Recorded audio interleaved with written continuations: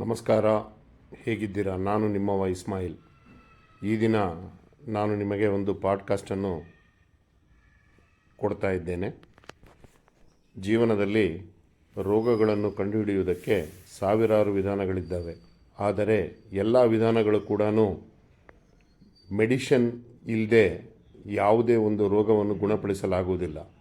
ಎಲ್ಲವುದಕ್ಕೂ medicine ಯಾವುದು ಅಥವಾ ಅದಕ್ಕೆ ಔಷಧ ಯಾವುದು ಎಂದರೆ ಸ್ಟ್ರೆಸ್ ಮುಕ್ತ ಜೀವನ, ಒತ್ತಡ ಮುಕ್ತ ಜೀವನ. ಇದನ್ನು ನಾವು ಪಾಲಿಸಿಕೊಂಡರೆ ನಮ್ಮ ಜೀವನದಲ್ಲಿ ನಾವು ಆನಂದವಾಗಿ ಸುಖವಾಗಿ ಬದುಕಬಹುದು. ಹಸಿವನ್ನು ರೋಗವೆಂದು ತಿಳಿ, ರೋಗಕ್ಕೆ ಎಷ್ಟು ಬೇಕೋ ಅಷ್ಟು ಮಾತ್ರ ಆಹಾರವನ್ನು ಔಷಧದಂತೆ ಸೇವಿಸು ಎಂದು ಶಂಕರಾಚಾರ್ಯರು ಹೇಳಿದ್ದಾರೆ. ಹಾಗೆಯೇ ಜೀವನಕ್ಕೆ ಕೂಡ ನಾವು ಎಷ್ಟು ಬೇಕೋ ಅಷ್ಟನ್ನು ಮಾತ್ರ ಅಳವಡಿಸಿಕೊಂಡು ನಮ್ಮ ಮೆದುಳಿಗೆ ಯೋಚನೆ ಶಕ್ತಿಯನ್ನು ಕಡಿಮೆ ಕೊಟ್ಟು ಒತ್ತಡ ಮುಕ್ತ ಜೀವನ ನಡೆಸಿದರೆ ಆರೋಗ್ಯವಾಗಿ ಇರಬಹುದು. ಈಗ ಕೇಳಿ.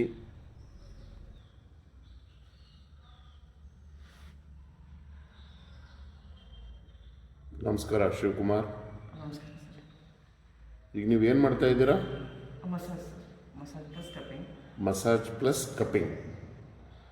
ಸೊ ಇದನ್ನು ಮಾಡೋದ್ರಿಂದ ಏನೇನು ಲಾಭಗಳಾಗ್ತವೆ? ಮಸಾಜ್ ಮಾಡೋದ್ರಿಂದ ಮಸಲ್ ರಿಲ್ಯಾಕ್ಸ್ ಆಗುತ್ತೆ, ಸ್ಟ್ರೆಸ್ ರಿಲ್ಯಾಕ್ಸ್ ಆಗುತ್ತೆ, ಬ್ಲಡ್ ಸರ್ಕ್ಯುಲೇಷನ್ ಆಗುತ್ತೆ. ಆಲ್ಮೋಸ್ಟ್ ಕಂಪ್ಲೀಟ್ ಅವ್ರ ಓವರ್ ಬಾಡಿ ಏನು ಪೇನ್ ಇದ್ದರೂ ಆಲ್ಮೋಸ್ಟ್ ರಿಲ್ಯಾಕ್ಸ್ ಆಗುತ್ತೆ. ಈಗ ಬ್ಯಾಕ್ ಪೇನ್, ಶೋಲ್ಡರ್ ಪೇನ್ ಇದ್ದರೂ ಸ್ಟ್ರೆಚಸ್ ಮಾಡಿ ಮಸಾಜ್. ಈ ಬ್ಯಾಕ್ ಪೇನು, ಶೋಲ್ಡರ್ ಪೇನು, ಆಮೇಲೆ ಇದೆಲ್ಲ ಯಾವುದಕ್ಕಾಗಿ ಬರುತ್ತೆ ಮನುಷ್ಯನಿಗೆ? ಜಾಸ್ತಿ ಕೂತು ಬರುತ್ತೆ, ಜಾಸ್ತಿ ಸ್ಟ್ರೆಸ್ ಮಾಡಿದರೆ ಬರುತ್ತೆ.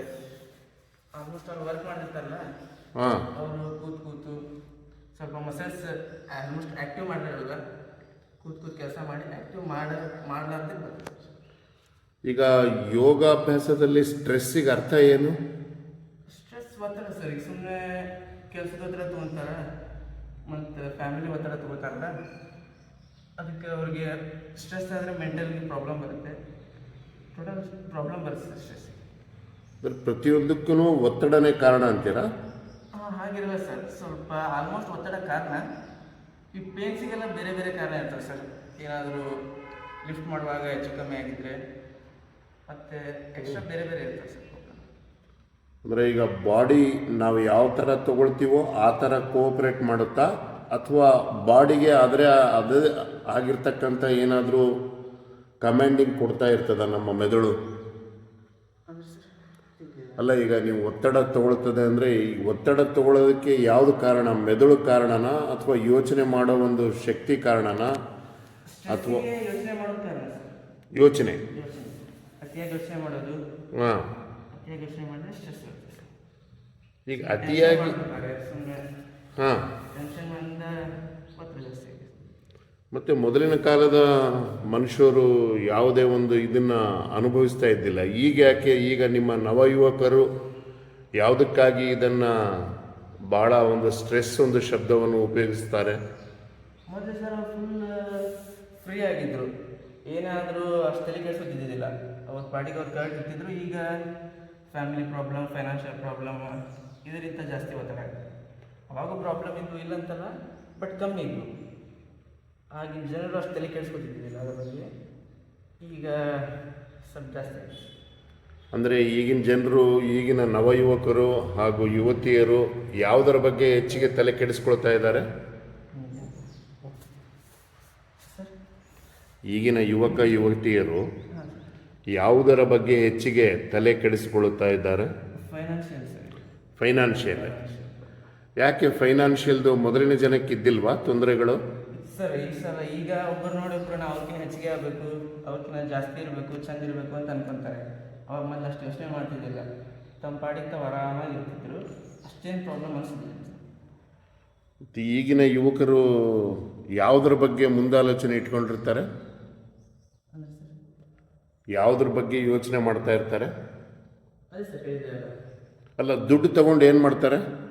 Waste sir. ಎಲ್ಲ ದುಡ್ಡು ತಗೊಂಡು ಅಷ್ಟೇ ಆರೋಗ್ಯ ಇರಲಿಲ್ಲ ಅಂದರೆ ಎಲ್ಲ ವೇಸ್ಟೇ ಸರ್. ಸುಮ್ಮನೆ ದುಡ್ಡು ಅಂತ ಹೋಗಿ ಆರೋಗ್ಯ ಕಳ್ಕೊತಾರೆ. ಆಮೇಲೆ ಎಷ್ಟೇ ದುಡ್ಡು ಇದ್ದರೂ ವೇಸ್ಟ್. ಅಂದರೆ ಈಗ ಅದನ್ನು ನಾವು ದುಡ್ಡು ಬಳಸೋದು ನಮಗೆ ಗೊತ್ತಿಲ್ಲ, ಬಟ್ ದುಡ್ಡಿನ ಹಿಂದೆ ಪ್ರತಿ ಯುವಕರು ಹೋಗ್ತಾ ಇದ್ದಾರೆ ಅಂತೀರಾ ನೀವು? ಹಾಂ. ಸೊ ದುಡ್ಡು ಬಳಸುವ ವಿಧಾನ ಯಾವ ರೀತಿ ಯೋಗ ಹೇಳ್ಕೊಡುತ್ತೆ? ಲೈಫ್ ಎಂಜಾಯ್ ಮಾಡಬೇಕು, ಬಾಡಿಗೆ ಏನು ಬೇಕು ಅದನ್ನು ಕೊಡ್ತಾ ಇರಬೇಕು, ಮತ್ತು ಸ್ಟ್ರೆಸ್ ಮಾಡ್ಕೋಬಾರ್ದು. ಹ್ಞೂ ಅವರು ನಿಧಾನವಾಗಿ ಆರಾಮಾಗಿದ್ದರೆ ಸಾಕು, ಸ್ಟ್ರೆಸ್ ಕಮ್ಮಿ ಮಾಡ್ತಾ ಅಂದರೆ ನೀವು ಹೇಳೋ ವಿಧಾನ ಹೆಂಗಂದ್ರೆ ಈಗ ಸಿಂಪಲ್ಲಾಗಿ ಸಿಂಪಲ್ಲಾಗಿ ಲೈಫ್ ಲೀಡ್ ಮಾಡಿದರೆ ನಿಮ್ಮ ಪ್ರಾಬ್ಲಮ್ ಇಲ್ಲ. 3S ಪಾಲಿಸಿ ಅಡಾಪ್ಟ್ ಮಾಡ್ಕೋಬೇಕು ಅಂತೀರಾ. ಹೆಚ್ಚಿಗೆ ಸ್ಮೈಲ್ ಮಾಡಬೇಕು, ಹೆಚ್ಚಿಗೆ ದೇಹನ ದಂಡಿಸ್ಬಿಟ್ಟು ಬೆವರಿಳಿಸ್ಬೇಕು, ಹಾಗೂ ದೇಹ ದಂಡಿಸಿದ ಬೆವರಿಳಿಸಿದ ಮೇಲೆ ಸ್ವೆಟ್ ಹೋದ್ಮೇಲೆ ಒಳ್ಳೆ ರೆಸ್ಟ್ ತೊಗೊಂಡು ಸ್ಲೀಪ್ ಮಾಡಬೇಕು ಅಂತ ನೀವು ಹೇಳೋದು. ಯೋಗ ಕೂಡ ಇದನ್ನೇ ಹೇಳುತ್ತಾ? ಸ್ಮೈಲ್, ಸ್ವೆಟ್, ಸ್ಲೀಪ್ ಅಂತ ಹೇಳುತ್ತಾ ಅಥವಾ ಬೇರೆ ಏನಾದರೂ ಹೇಳುತ್ತಾ ಯೋಗ? ಯೋಗ ಸರ್ ಫುಲ್ ಹೆಲ್ತ್ ಬಗ್ಗೆನೇ ಕಾನ್ಸಂಟ್ರೇಷನ್ ಮಾಡುತ್ತೆ. ಫುಲ್ ಹೆಲ್ದಿಯಾಗಿರಬೇಕು, ಏನು ಮಾಡಿದ್ರೆ ಹೆಲ್ದಿಯಾಗಿರ್ತಾರೆ, ಯಾವ ಥರ ಲೈಫಲ್ಲಿ ಇಟ್ಕೊಂಡು ಹೆಲ್ದಿಯಾಗಿರುತ್ತೆ, ಯಾವ ಥರ ತಿನ್ನಬೇಕು, ಯಾವ ಥರ ಮಲಗಬೇಕು ಎಲ್ಲ ಹೇಳುತ್ತೆ. ಸೊ ಜನ ಈಗ ಅದನ್ನು ಯೋಗ ಬಿಟ್ಬಿಟ್ಟು ಬೇರೆ ಯಾವುದ್ಯಾವುದೋ ಜಂಕ್ ಫುಡ್ಸ್ನ ಆಮೇಲೆ ಫುಡ್ ಹ್ಯಾಬಿಟ್ಸ್ನ ಚೇಂಜ್ ಮಾಡ್ಕೊಂಡು ದುಡಿದಿರೋ ದುಡ್ಡನ್ನು ವೈದ್ಯರ ಹತ್ರ ಹಾಕಿ ತಮ್ಮ ಆರೋಗ್ಯ ಕಳ್ಕೊಂಡು ವಯಸ್ಸಿಗಿಂತ ಮೊದಲೇ ಸುಸೈಡ್ಗಳನ್ನು ಮಾಡ್ಕೊಳ್ತಾರಲ್ಲ, ಅದ್ರ ಬಗ್ಗೆ ಏನಂತೀರ? ಅದು ಸರ್ ತುಂಬ ಸ್ಟ್ರೆಸ್ಸಿಂದನೇ ಆಗುತ್ತೆ. ಅವ್ರ ಲೈಫ್ ಸ್ಟೈಲ್ನ ಅವರು ಕರೆಕ್ಟಾಗಿ ಮಾಡಿಕೊಂಡ್ರೆ ಏನು ಪ್ರಾಬ್ಲಮ್ ಇಲ್ಲ ಸರ್. ಇದಕ್ಕೆ ಏನು ಮೆಥಡ್ ಅಂತೀರಾ? ಕಪ್ಪಿಂಗ್ ಮೆಥಡ್ ಅಂತೀರಾ? ಇದಕ್ಕೆ ಹಿಜಾಮ ಥೆರಪಿ ಅಂತಾರೆ. ಹಿಜಾಮ ಅಂತಾರೆ, ಕಪ್ಪಿಂಗ್ ಅಂತಾರೆ. ಇದನ್ನು ಎಲ್ಲಿ ಕಲ್ತ್ರಿ ನೀವು? ಇದು ನಮ್ಮ ಯೋಗ ಕ್ಲಾಸ್ ಇದೆ ಸರ್ ನವನಗರದಲ್ಲಿ. ದಾವಣಗೆರೆಯಲ್ಲಿಯಾ? ಇಲ್ಲೇ ಇರೋದು. ಹಾಂ, ನವನಗರದಲ್ಲಿ ಇದೆನಾ? ಹಾಂ. ಇದು ಹೆಂಗೆ, ಇದು ಏನೇನು ಎಫೆಕ್ಟ್ ಮಾಡುತ್ತೆ ಇದು cupping? Cupping sir full body relaxation, blood circulation, stress relief. ಹಾಂ. ಬಾಡಿ ಯಾವುದೇ ಥರ ಪ್ರಾಬ್ಲಮ್ ಇದ್ದರೂ ರಿಲ್ಯಾಕ್ಸ್ ಮಾಡುತ್ತೆ ಸರ್, ರಿಲೀಫ್ ಮಾಡುತ್ತೆ. ಆಲ್ಮೋಸ್ಟ್ ಇದನ್ನು ಎಲ್ಲ ಪ್ರಾಬ್ಲಮಿಗೂ ಯೂಸ್ ಮಾಡ್ತಾರೆ ಸರ್. ಹಾಂ, ಯಾವ್ಯಾವ ಪ್ರಾಬ್ಲಮಲ್ಲಿ ಇದನ್ನು ಯೂಸ್ ಮಾಡ್ತಾರೆ?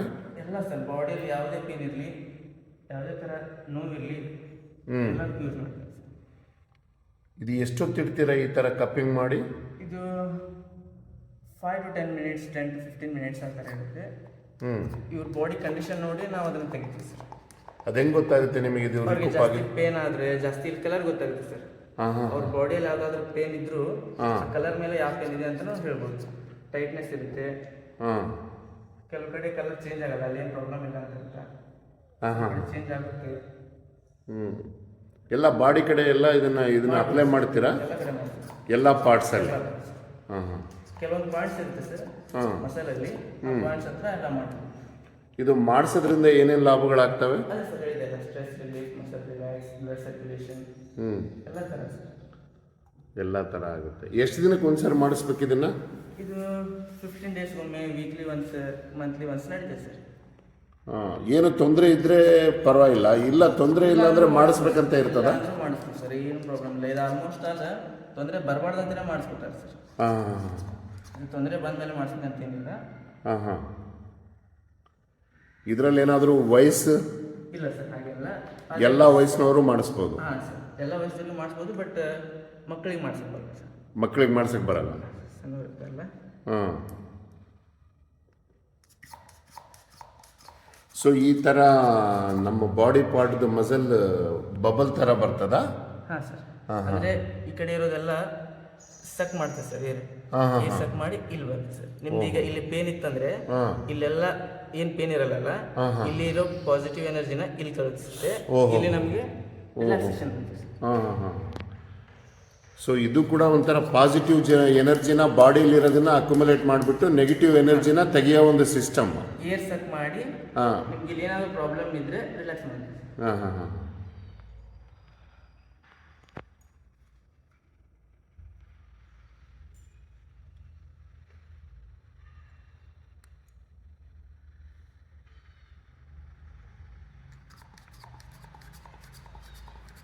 ಇದು ಎಷ್ಟಿರ್ತವೆ ಕಪ್ಸ್ ಈ ಥರದ್ದು?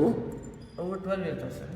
12 ನಾವು ತರಿಸ್ತಾ ಇದ್ದೀವಿ. ಹಾಂ ಹಾಂ. ಒಂದು ಸಾರಿಗೆ 12 ಅಪ್ಲೈ ಮಾಡ್ತೀರಾ ನೀವು? ಮಾಡ್ಬೋದು ಸರ್. ಹಾಂ ಹಾಂ ಹಾಂ. ಈ ನೀವು ಕಪ್ಪಿಂಗ್ ಮಾಡಬೇಕಾದ್ರೆ ಪೇಷಂಟ್ ಮಾತಾಡ್ಬೋದಾ? ಹಾಂ ಸರ್, ಏನು ಪ್ರಾಬ್ಲಮ್ ಏನು ಪ್ರಾಬ್ಲಮ್ ಇಲ್ಲ, ರಿಲ್ಯಾಕ್ಸ್ ಮಾಡ್ತಾ ಆರಾಮಾಗಿ ಮಾತಾಡ್ತಾರೆ. ಹಾಂ ಹಾಂ. ನಿಮಗೇನಾದರೂ ತೊಂದರೆ ಆಗ್ತಾ ಇದೆನಾ? ಇಲ್ಲ ಅಂಕಲ್, ಏನೂ ಇಲ್ಲ. ಹಾಂ. ಟೈಮಿಂಗ್ ಇರುತ್ತೆ. ಈಗ 8 to 10 ಮಿನಿಟ್ಸ್ ಅಂತ ಇರುತ್ತಲ್ಲ, ಟೈಮಿಂಗ್ ನೋಡಿ ನಾವು ತಗೊಂಡ್ಬಿಡ್ತೀವಿ. ಜಾಸ್ತಿ ಆದರೆ ಮತ್ತೆ ಓವರ್ ಸ್ಟ್ರೆಸ್ ಆಗುತ್ತೆ. ಈಗ 20 ಮಿನಿಟ್ಸ್ ತನಕ ಓಕೆ ಸರ್, ಏನು ಪ್ರಾಬ್ಲಮ್ ಇಲ್ಲ. ಅದ್ರ ಮೇಲೆ ಆದರೆ ಪ್ರಾಬ್ಲಮ್.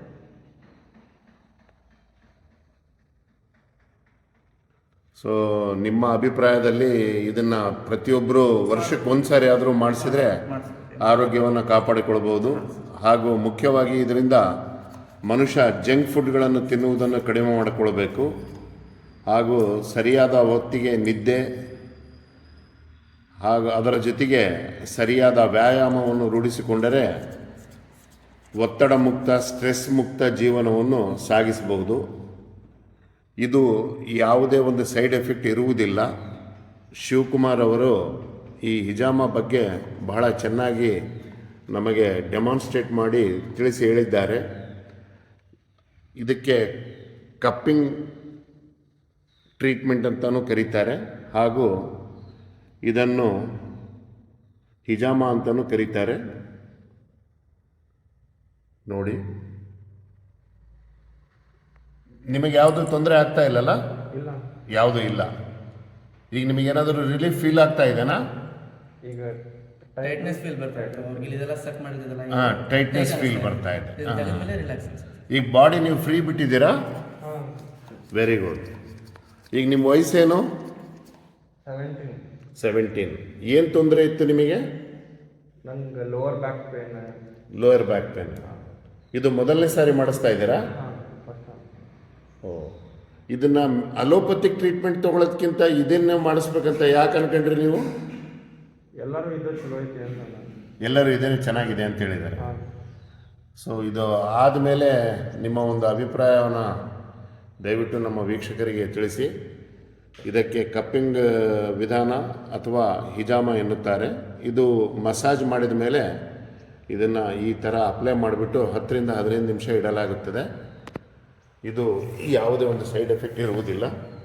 ಇದರಿಂದ ನಿಮ್ಮ ಆರೋಗ್ಯವನ್ನು ವೃದ್ಧಿಸಿಕೊಳ್ಳಬಹುದು ಹಾಗೂ ಒಳ್ಳೆಯ ಸರಳ ಹಾಗೂ ಸಂತೃಪ್ತ ಜೀವನವನ್ನು ನಡೆಸುವ ಒಂದು ಅಭ್ಯಾಸವನ್ನು ಬೆಳೆಸಿಕೊಳ್ಳಬೇಕೆಂದು ನಮ್ಮ